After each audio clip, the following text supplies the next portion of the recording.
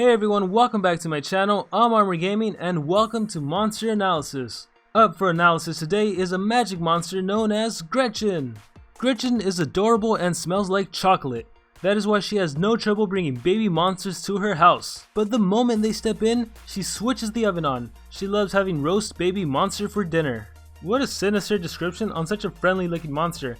Here we have her as a child, as a teen, and as adults. And I really do enjoy the design of this monster. I think Social Point could have easily made her a dark monster and made her more sinister looking, but they decided to make her magic and more friendly looking. So overall I like the design. But anyways, we're here to analyze stats. Gretchen's power is 3,245. And currently in the game there are 22 magic legendary monsters, and this puts her in 13th place. So it's not necessarily a high power, but as you're gonna find out, that doesn't even matter because most of her skills don't even deal any damage. So her power stat is quite negligible. As for her life, Gretchen has a life of 29,556, which actually puts her in 6th place, so it's a pretty tanky life. And in fact, it's nice that she has such a high life, because she has lots of skills that actually make her last a long time. She has healing skill, she has a shield skill, she has a skill that reflects. Her skill set makes it look as if her purpose is just to make your whole team last. And for her speed stat, Gretchen has a speed of 3,575, which is the fastest speed of all magic legendary monsters. And in fact, when you consider every single monster in the game,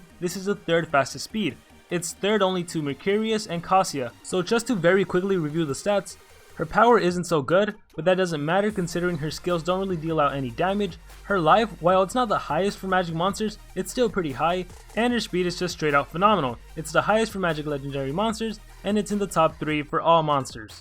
As for her trait, she has a trait called Energize, which basically gives her 20% extra energy for the whole game. Now this is clearly not one of the better traits to have. Immune to Possession would have honestly been incredible for her, considering her high speed, considering most magic monsters have possession skills, but unfortunately she does have Energized. And now moving things on to her skills, we start off with Wicked Wicken and Spoon Swing, which are just default skills, so I'm going to be skipping those altogether, and we move on to Sabbat Ritual. Deals moderate magic damage to all enemies, may poison all targets, enemy team can't attack for 2 turns. So this skill is an AoE, which means it attacks all enemies, it deals 40 damage, and as you can see it deals 2 effects. The first off, it poisons all the enemies, which means their power is reduced by 90% and they lose 10% of their life for the following 4 turns, and they're also trolled, meaning they can't attack for 2 turns. This is equivalent to a Mega Stun, and like with Mega Stun, no one is immune to this. So it is a phenomenal special ability to have. Can you just imagine, because this monster has such a high base speed, she can definitely go before any deny monster,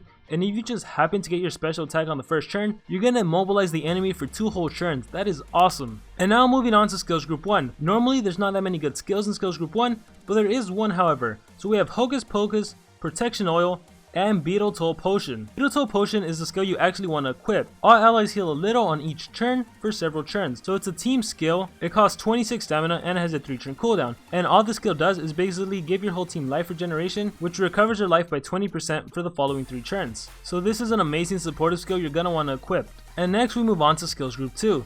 Skills Group 2, there's a skill called Pagan Curse. Deals very heavy special damage, may slow down target. It targets a single enemy with 50 damage, it costs 28 stamina, and it has a 2-turn cooldown. So this skill gives you the chance to slow down the target. Now what we know from slow is that because it has a 40% chance to land, most of the times these skills don't land. Haste and slow, they rarely land. When using Gretchen, I would recommend just to test out the skill, because sometimes we get a monster that just happens to land slow and haste more often than other monsters. And if that's the case, it is a move worth running. However, if it turns out that you're missing more often than you'd like, then it's probably not worth running. In this case, however, I'm going to leave it up for the player to decide, because there is one skill I really don't think you need to run on this monster. There's 3 skills I think you do need, and then like the last skill, it's really up to you, and there's not really a set choice on what skill is better. So for this skill, I'm gonna leave it as a maybe. The following skill is called Life Drought Spell. Targets have 50% less life for 3 turns, so it targets a single enemy, it deals no initial damage, but it costs a whopping 45 stamina, and it also has a whopping 4-turn cooldown. So according to the description, the target will have 50% less life for 3 turns, but according to the information below the description, it says 20% less life for 3 turns. So from what I've seen so far, the description is correct. The target will have 50% less life for the following 3 turns. I don't know if in the future Social Point will correct it to where it's 20% rather than 50%, but for now it is 50%, so we're just going to operate under those circumstances. Now this skill, you are definitely going to want to run it in case you don't have Timerion, in case you don't have MMO Monster, or actually, even if you do have MMO Monster, You do want to run this skill because it is going to do wonders in Adventure Map. In Adventure Map, there are monsters that have such an enormous life that if you can start off the game using Life Drought Spell, you're going to take out an immediate 50% of their life, and then you're going to have 3 turns to finish them off. So it is definitely a good skill for adventure map. Now of course this could also be a good skill in player versus player, or maybe even team wars if you're going up against earth monsters, because earth monsters tend to be really tanky and many of them will even run life runes. Just keep in mind that this effect will only last for 3 turns, so if you don't finish them off within 3 turns, I'm assuming their life will go back to normal. But again, really the primary reason you'd want to run this skill is for adventure map, and I'm actually going to advise you guys not to run the skill if you're planning on using Gretchen for team wars or if you're planning to use her for player versus player. Because I'm assuming Life Drought spell works exactly like Timerion's Equalizer. If you've ever used Timerion's Equalizer, you would know that Equalizer basically makes the enemy's life equal to that of Timerion's. So that means if your Timerion has more life than the enemy's monster, if you do Equalizer on that enemy monster is actually going to recover life instead of lose life. And Life Drought spell works a similar way. The target will have 50% less life for 3 turns. Meaning, if we suppose that a monster had 10,000 life and you use Life Drought spell, that monster's life should drop to 5,000. So say for example, if that monster with an initial 10,000 life was damaged, let's say he only had 100 life left, if you use Life Drought spell on that weakened monster, he's actually going to recover life all the way up to 5,000 as opposed to losing life to like say 50. So unless you start the game off by using Life Drought spell on an enemy monster, it's probably going to be a move that just goes to waste. You're just going to have it there in your slots, but you're never going to use it, because you have to remember that you're in a team. There's another skill that you always want to start a game off with Gretchen, so by the time it goes to her second turn, you can imagine that one of your other monsters probably already landed an AoE or already did some major damage, so using Life Drought spell would be such a waste. So I want to be really clear with this. The only time I would recommend using Life Drought spell is if you're planning to make a build for adventure map. Next we have a skill called Shield of Valor. Gives a 40% shield to all targets. So this is another team skill. It costs 29 stamina, it has a 3 turn cooldown, and it gives your whole team a medium shield. Now normally I'm really against shields because I think Monster Legends is a type of game where you run off speed runes, you run a really strong attacker, and you really don't need skills like shields. But in this case with Gretchen, she's a really good support monster and I would recommend running this skill. Like Beetle Toll Potion, say your monsters take damage, you have Beetle Toll Potion to recover their life, and then you put Shield of Valor to protect them from any more hits by giving them a 40% shield. And this skill also supplements Gretchen really nicely because she has a nice tanky life. So from skills group 1, I would recommend running Beetle Toll Potion, and from skills group 2, I would recommend running Shield of Valor. Pagan Curse is a maybe, and Life Drought spell is really only if you're making a build for adventure map. So now we can move down to skills group 3, and we start off with a skill called Warlock Poison. Deals very heavy special damage, main poison target. This skill does 50 damage, it costs 28 stamina, and has a 2 turn cooldown. So Warlock Poison is one of the few offensive skills that Gretchen actually has, and similar to Pagan Curse, it's really up to you whether to decide whether you want to run Pagan Curse or whether you want to run Warlock Poison. They both deal the same amount of damage, 50, they both cost the exact same stamina, 28, and they both have a 2 turn cooldown. The only difference is that Pagan Curse has a chance to slow, whereas Warlock Poison poisons. Next on skills group 3 we have a skill called Goat Bile Brew. Healing effects hurt target instead of healing for 3 turns. So this targets a single enemy, it deals no initial damage, it costs 31 stamina, and it also has a whopping 4 turn cooldown. So this basically gives an enemy plague, which is equivalent to negative healing. So this effect is pretty straightforward. Rather than the enemy healing, they're going to be taking life. So this would definitely work wonders against magic monsters who are really the healers of Monster Legends. And this could also work against some other monsters like light monsters who have skills that can give their monsters life regeneration. But overall, I really don't think this skill is worth using.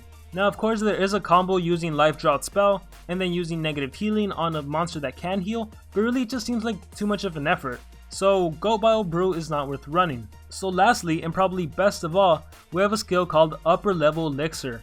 All allies reflect all attacks back, except physical ones, for 2 turns. Another team skill, again dealing no damage, it costs 37 stamina, it has a 3 turn cooldown, and it basically applies Mirror Mirror for 2 turns. Many people are probably familiar with Mirror Mirror from Timerion's loop damage. It's essentially the same thing, except this lasts 2 turns. Previously, the only way to get Mirror Mirror for 2 turns is if you use White Pandoff's ultimate attack. So if you've ever used White Pandoff and you were able to get his ultimate attack right away, you would know how amazing having this ability is. When you remember the fact that Gretchen has the 3rd fastest speed in the whole game, the only monsters faster than her are Mercurius, who's an attacker, and Cassia, who's a supportive monster, this means that no deny monster is faster than Gretchen. Which means if you're running all speedrun, it doesn't matter if your opponent has all speedruns as well, you're going to be faster than them. And quite honestly, because her base speed is so high, even if you had a Krampus with 3 level 10 speedruns and you had a Gretchen with 3 level 9 speedruns, I'm pretty sure Gretchen would still be faster. But I'm sure the message is pretty clear, right? She's faster than every single deny monster. And because of that, you can use her, you can start off any single game with Mirror Mirror, and then even if the enemy monster goes, Say the enemy is using General Thetis, and Thetis does Stamina Devours, they're going to do Stamina Devours on you, you're going to lose Stamina on all your monsters, but then your monsters are going to reflect that and do Stamina Devours on the enemy, so then they're going to immobilize themselves. So then both of you are going to have to recharge, and it's ultimately going to end up going back to Gretchen. And the cool thing is, you're still going to have Mirror for one more turn. So yes, this skill is quite amazing, especially combined with the fact that she is such a fast monster. Now, I have seen some people compare her to Timerion. They're saying she's the magic Timerion of her element, and I'm really not too sure what to say about that. Keep in mind, Timerion has Artifact. Keep in mind, Timerion has cooldowns activated. Yes, you can argue if with Gretchen you would go first, and then if the enemy did cooldowns activated, you'd hit them back with cooldowns activated. But I don't know, I don't think Timerion can really be compared to her. But at the same time, I do see some similarities. But anyways, there's 3 skills I think you should run on this monster. The first of which is Upper Level Elixir, then Shield of Valor, and lastly Beetletoe Potion. The last skill is really up to you. You could run Pagan Curse, you could run Warlock Poison, or you could run Life Drought Spell. Again, although I want to reiterate that I really do only recommend Life Drought Spell if you're making a build for Adventure Map, but because most of us will only get one Gretchen, if you don't have Timerion, if you don't have MMO Monster, and you do want to use Gretchen for PvP as well as Adventure Map, go ahead and equip Life Drought Spell. But if you don't need Gretchen for Adventure Map, go ahead and equip either Pagan Curse or Warlock Poison. Now I'm honestly gonna go ahead and recommend Pagan Curse just because you have a minute chance to slow. Yes, it's a minute chance to slow, but you never know. If you do happen to land that slow, that could mean the difference between a loss and a win. And as for runes, you should definitely run all 3 speed runes. Now if some of you are thinking about making a different build, what if you don't want an all supportive build? So let me show you guys real quick. Beetletoe Potion deals no damage, Shield deals no damage, Upper Level Elixir also deals no damage. So this is why I'm saying run 3 speed runes, and then it's ultimately run Pagan Curse, Warlock Poison. If you pick Life Drought Spell, you're gonna have 4 skills that deal no damage, which is why I said earlier on, it doesn't matter what her power is. But if some of you guys are thinking of making a hybrid build, using Pagan Curse, Warlock Poison, I really don't know what to say other than I don't think that's a good idea. This monster won't really benefit you as an attacker, even like a secondary attacker. Maybe you're thinking I'll just use Upper Level Elixir, give her some team strength runes. You could potentially do that. If you guys do that, let me know and let me know how it's out for you. But I really think she's just better as a primary supportive monster, and it's really because of this Upper Level Elixir skill. So probably by now it really sounds like I'm glorifying this monster. Having Upper Level Elixir, which does Mirror for 2 turns, plus her incredible speed, it really sounds amazing. So how good is she in Team Wars? Well, in my opinion, she's fantastic. And when you first hear that statement, you might be a little confused, because when you think about it, lots of legendary magic monsters have possession skills and they're immune to possession, so even if you have Mirror, it's not going to work against them. But just hear me out on this. Gretchen is going to run off speed, and the enemy deny magic monster is going to run off speed. So take for example Gretchen and her teammates versus Violet and her teammates. Gretchen's going to go first and use Upper Level Elixir, and then the enemy Violet will go and do her AoE possession skill. Your whole team is going to be possessed, because let's face it, Gretchen isn't immune to possession, and probably neither are her teammates. But then you're going to reflect that possession, and all of the enemy monsters except for Violet will be possessed. So then your monsters are going to have to recharge the enemy monsters. Thankfully the AI is dumb, and the enemies are going to attack themselves. So anyways, when it goes back to Gretchen's turn, she's going to have to recharge too, again because she isn't immune to possession. But that's cool because you still have Mirror for one more turn. It's going to go to the enemy Violet, who wasn't possessed because she has immune to possession, so then she's going to hit another skill. Maybe she'll do the 50% possession skill, maybe she'll do something else.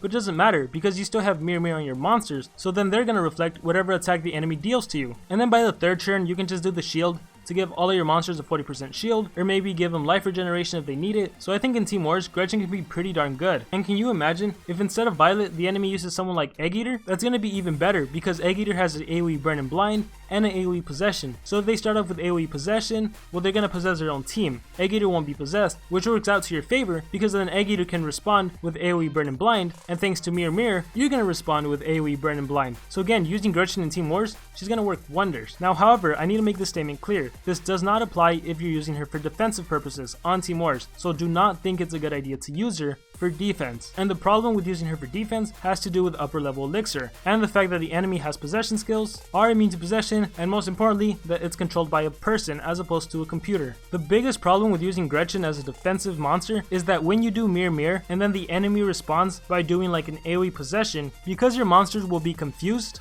and because they have Mirror, when they reflect that possession, they're ultimately going to reflect that possession to themselves. And it kind of just creates this dumb cycle where it really just works against you. So don't run Gretchen on a defensive Team Wars team. That's all I have to say. But if you're using her for offense, she's such a good monster. If you're using her for PvP, she's such a good monster. And in fact, if you're using Life Drought spell and you're using her for adventure map, she's such a good monster. And that is ultimately going to conclude my analysis on Gretchen. I want to thank everyone who made it to the end of the video. I want to hear your guys' thought. What do you think of this monster? Do you think she's okay? Do you think she's average? Do you think she's better than okay? Do you agree with me and think she's awesome? How many of you think she's a mini Timerion or a magic Timerion? Let me know in the comments below. Also, let me know who you want me to analyze next. I hope everyone has an amazing day. Remember to dream big and pursue your passions.